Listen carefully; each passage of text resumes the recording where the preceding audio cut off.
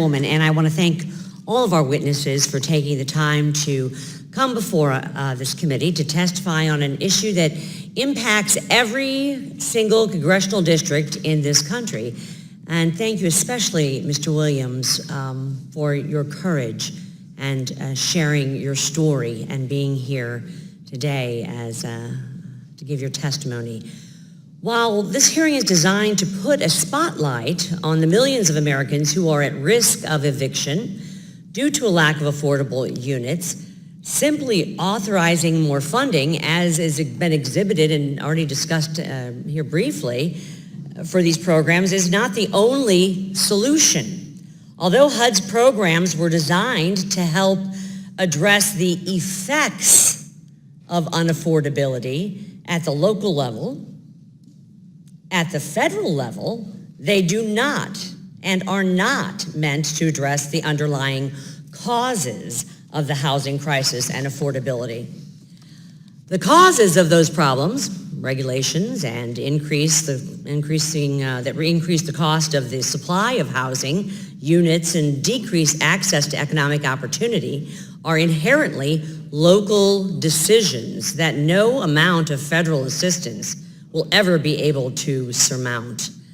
That is why I would urge my colleagues, all of us here today, across the aisle, both sides, to co-sponsor Representative Virginia Fox's bill, H.R. 4956, the Finding Market-Based and Local Solutions to Ensure Access to Housing Act. Again, H.R. 4956, I'd like you all to take a look at. This bill codifies President Trump's executive order establishing a White House Council on eliminating regulatory barriers to affordable housing.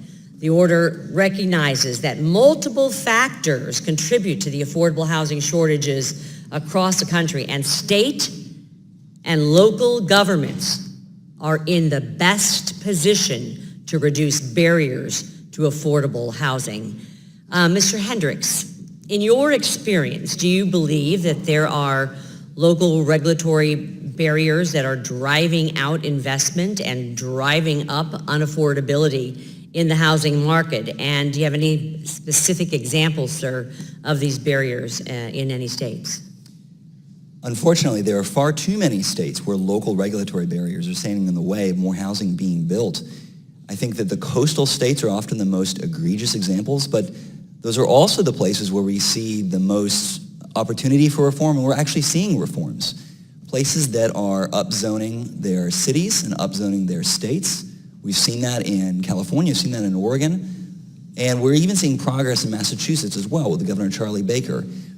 That kind of progress is something that we can't nationalize. We don't know what happens in each and every corner. There's no one-size-fits-all solution to reforming our housing markets. But the localities do know best, and they also know that housing markets differ from place to place. So what works perhaps for San Francisco may work very different for San Angelo. And we need to be reinforcing that and sharing information between localities so that they can learn best practices for reform. You referenced zoning a little earlier. What changes would you propose to the local zoning and regulatory structure to promote affordability and availability of housing at all income sectors of the community? So because every locality is different and every state is different, it may look different, but it starts with incremental progress, taking neighborhoods where there's demand for more than just a single-family home and making it easier to build duplexes, triplexes, backyard apartments, again, where there's demand. This is not about demolishing what needn't be demolished. This is about saying if there's demand, if people are demanding to live in a certain neighborhood and there's no supply to meet them, we should free up that supply. Localities across the country are trying to address affordable housing by implementing something called rent control. New York recently passed one of the most comprehensive laws we've ever seen in this country. Economists of all stripes agree that rent control can be very counterproductive. Mr. Hendricks, in the brief amount of time that I have left, what can be done to make housing more affordable and stopping failed policies like rent control from being implemented? Rent control comes from a real desire to address housing needs, but as a Swedish socialist economist said, the only thing more destructive to a city than bombing is rent control. And I think we've seen that over time. And it often is most harmful to future renters and newcomers. That's where the cost is transferred.